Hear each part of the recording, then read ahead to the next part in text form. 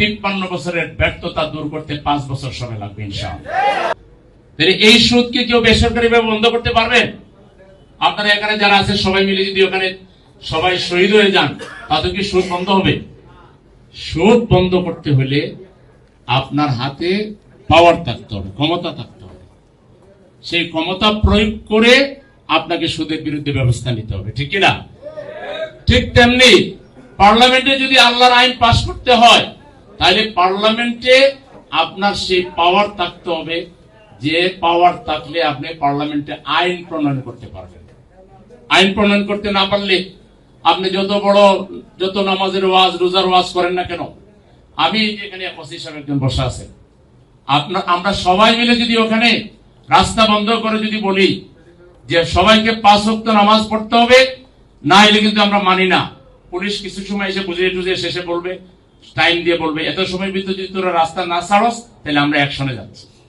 তাদের আরো বাহিনী আসবে, আর্মি আসবে, র্যাব আসবে, সবাই মিলে এসে বলে চালাবে। বেটা, আইন যদি রাষ্ট্রভাবে এরকম হইতো যে নামাজ না পড়লে আমরা ব্যবস্থা নিব, তাহলে তো আমরা নিতামই। এই আইন তো নাই।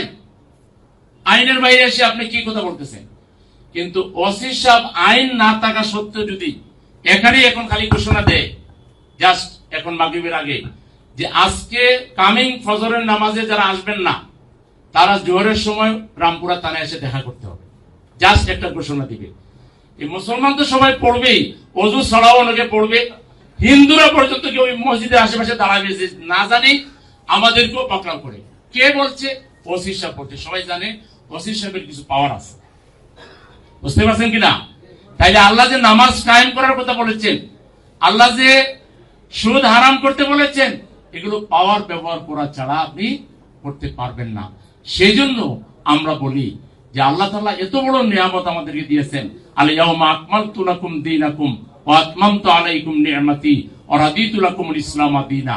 এই দ্বীনের ভিত্তিতে আমরা বাংলাদেশের প্রত্যেকটা সেক্টর চালাবো, অর্থনীতি চালাবো, রাজনীতি চালাবো, সমাজনীতি চালাবো, সামাজিক বিচার চালাবো, শিক্ষা ব্যবস্থা চালাবো। দেখেন বাংলাদেশের উন্নতিটা কিভাবে হয়। আমরা আল্লাহকে সাক্ষী রেখে বলছি, 5টা বছর এই জাতি যদি এই চিন্তায় আসে যে আল্লাহ যে নিয়ামত কোরআন দিয়েছেন, কোরআন যা বলবে আমরা এর বাইরে যাব না, রাসূলের সুন্নাহ যা বলবে আমরা এর বাইরে যাব না, এইটার উপরে ঈমান সঠিকভাবে আনেন এবং এটার উপরে সাবিত কদম থাকেন, দুনিয়ার কোন শক্তি আমাদেরকে দাবাইতে পারবে না। আল্লাহ বলেছেন, ইন্নাল্লাযিনা ক্বালু রাব্বুনাল্লাহ সুম্মা ইসতাকামু তাতানাজ্জালু আলাইহিমুল মালায়েকা আল্লা তাখাফু ওয়া লা তাহজানু ওয়া আবশিরু বিল জান্নাতিল্লাতী কুনতুম তুআদুন। আল্লাহ তার চিহ্নিত ফেরেশতা পাঠিয়ে দিবেন। দুনিয়ার যেসব জিনিস আমরা ভয় করি, এগুলো মাকড়সার জালের চাইতে দুর্বল। আল্লাহর ইচ্ছায় জনগণের ঐক্যবদ্ধ ঈমানী শক্তির কাছে এবং আল্লাহর রহমতের কাছে দুনিয়ার কোন শক্তি মাকড়সার জালের শক্তি রাখে না। কিন্তু আমরা আমাদের ঈমান দুর্বল, আমরা ভাবি আচ্ছা যদি এসে যায় তাইলে আবার কোন দেশ এসে দখল করে ফেলবো, কোন দেশে হামলা করে ফেলবো, তারপরে মহিলারা কি হয়ে যাবে, সবাই নাকি আপনার বোরকা পরে হুচট খেয়ে মারা যাবে, তারপর হিন্দুদের কি হইব। দুনিয়ার তাবজ্জব ফালতু কথা সেকুলারিস্টরা বলে, এগুলো মুসলমানদের গাড়ে এসে শয়তান আইসা তার মগজের মধ্যে ঢুকে দিয়ে যায়। যার কারণে আল্লাহর আরেকটা নির্দেশ হলো, ইন্নাল্লাহ ইয়া'মুরুকুম আন তুআদ্দুল আমানাতি ইলা আহলিহা ওয়া ইযা হাকামতুম বাইনান নাস আন তাহকুমু বিল আদল। তোমরা যখন কোন আমানত প্রয়োগ করো, অর্থাৎ ভোট প্রয়োগ করো, সেটা মসজিদ কমিটির সভাপতি হোক, স্কুল কমিটির সভাপতি হোক, সেটা মেম্বার হোক, কাউন্সিলর হোক, মেয়র হোক, এমপি হোক, তোমরা সঠিক জায়গায় তোমাদের আমানত প্রয়োগ করো। আর এই ভোট যারা নিবে তাদেরকে বলা হয়েছে, ওই যা হাকামতুম বাইনান নাস আন তাহকুমু বিল আদল।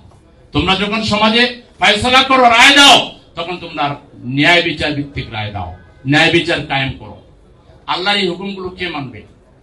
এই হুকুম মানার জন্যই একটা শক্তিশালী রাজনৈতিক দল থাকতে হবে, যে দলের উদ্দেশ্য হলো বাংলাদেশের সর্বস্তর থেকে দুর্নীতিকে উচ্ছেদ করা, স্বজনপ্রীতিকে উচ্ছেদ করা, সুদ, ঘুষ, মদ, সব ধরনের বেহায়াপনা, অশ্লীলতার বিরুদ্ধে যারা ভূমিকা রাখতে পারবে, যাদের লোকদের চরিত্র আছে, তাকওয়া আছে, আমানতদারিতা আছে, বড় বড় সম্পদ পেয়েও তারা 1 টাকার দুর্নীতি করেনি। ইসলামী ব্যাংকে দেশে আমরা করেছিলাম, শত শত ব্রাঞ্চ করেছি, ওয়ার্ল্ডের বাণিজ্যিক ব্যাংকগুলোর মধ্যে 1 নম্বর ব্যাংক হিসেবে এই ব্যাংকে আমরা দাঁড় করিয়েছি। আমরা 1 পয়সা পকেটে নেই নাই। আমাদের 2 মন্ত্রী 3টে মন্ত্রণালয় চালাইছেন, কৃষি, শিল্প এবং সমাজ কল্যাণ মন্ত্রণালয়, দুর্নীতি দমন কমিশন, বিভিন্ন গোয়েন্দা সংস্থা, তারপরে আমাদের মিডিয়ার ভাইরা তন্ন তন্ন করে 1 পয়সার দুর্নীতি স্বজনপ্রীতির কোনো গন্ধ তারা পাননি। এরকম মানুষেরাই যদি রাষ্ট্রীয় ক্ষমতায় আসে, 53 বছরের ব্যর্থতা দূর করতে 5 বছর সময় লাগবে ইনশাআল্লাহ।